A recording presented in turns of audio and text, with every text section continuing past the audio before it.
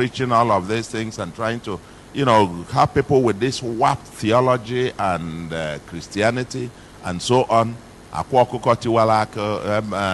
This one and the other one.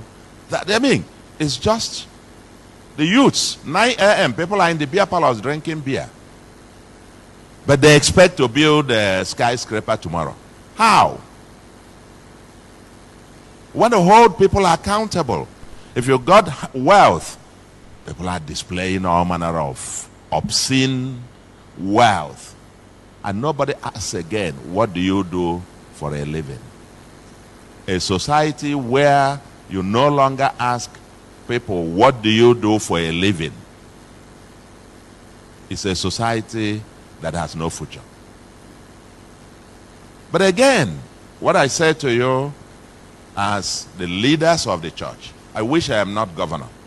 I would have taken this almost like as a personal crusade. You know, because as you point one finger, you look back and you see the others pointing at you. I said, in about 2012, I addressed the Catholic Bishops' Conference. And I did make a suggestion. And everybody laughed. I said, you know, in the Catholic Church, we have this prayer against bribery and corruption. We pray it almost every alternate Sunday. The other one is prayer against for Nigeria in distress. I said, okay, now you have got the third liturgy. And this applies to all our Christian denominations. We used to have 4 parts of a mass. It's introductory rite, liturgy of the word, liturgy of the Eucharist, and then concluding rites. Those are the 4 parts. I said, you now have the third liturgy, liturgy of fundraising.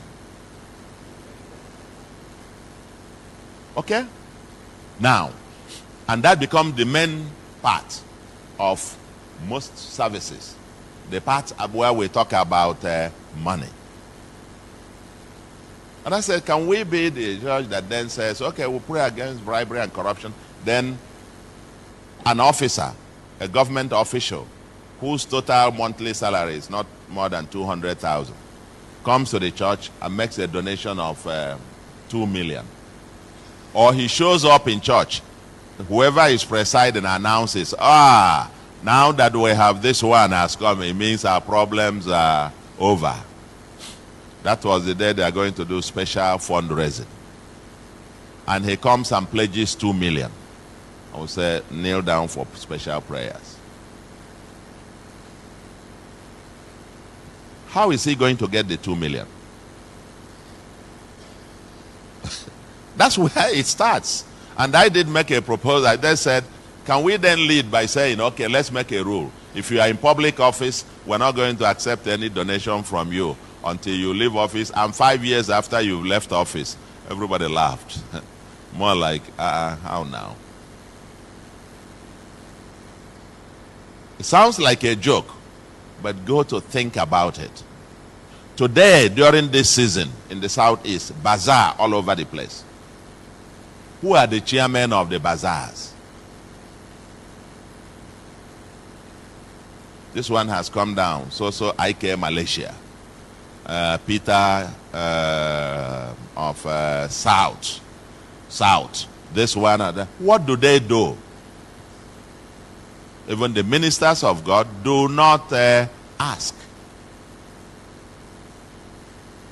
In my part of the world, we have a proverb that he who partakes of the proceeds of theft is also a thief. But we can no longer pretend and be saying, no, we don't know, we don't care. No, the society must care. Because this is at the foundation of the criminality that is ongoing. We celebrate wealth without work. And if the church continues to celebrate this, a society gets what it celebrates.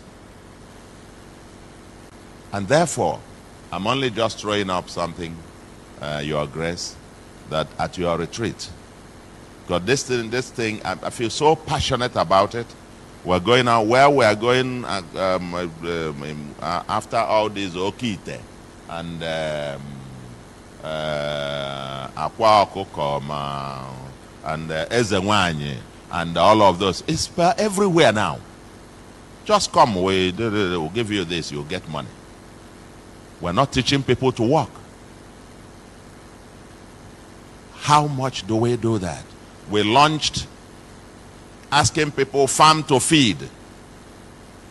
There was a time Nigeria was, they said they were having a hunger protest, that we're hungry. And we said, no, we can't. We must teach our people. We met with our youth and launched farm to feed.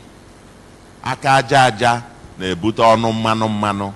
That's how what we are stand in this part of the world.